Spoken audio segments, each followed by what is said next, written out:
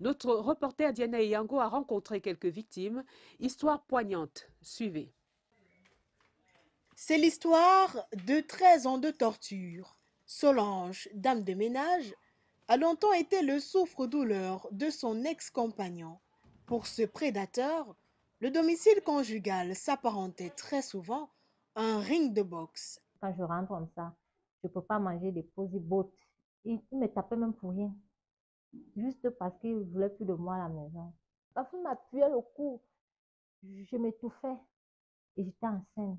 C'est la paix des gifles. Bam, il me tape un bagarre là. Je dis que tu vas seulement me tuer, je ne pars pas. Je suis enceinte. On a déjà un enfant. Tu me chasses maintenant que je dois entrer chez qui? Moi, je ne peux pas partir avec chez mes parents, bien chez mes soeurs. Et donc, elle a préféré continuer d'être à la charge de son bourreau. Il a marqué sa vie. Malgré que celui qui avait tort, je me mettais en genou pour demander pardon. Qu'est-ce que j'ai fait de mauvais? Pourquoi est-ce que tu me traites comme ça?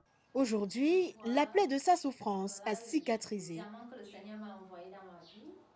Elle combat pour une vie plus épanouie. C'est aussi la lutte de Armel après sa douloureuse expérience.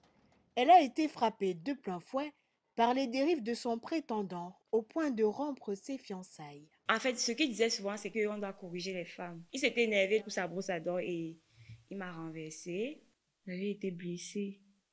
Et bon, je me suis dit que c'était un événement ponctuel. J'ai pardonné et puis je suis revenue. Je crois que ça a été comme ça 2 fois. Mais une troisième fois, je me suis dit que voilà, je ne peux plus. À travers des concours de beauté, la jeune ingénieure des travaux publics milite pour défendre la cause de ses semblables.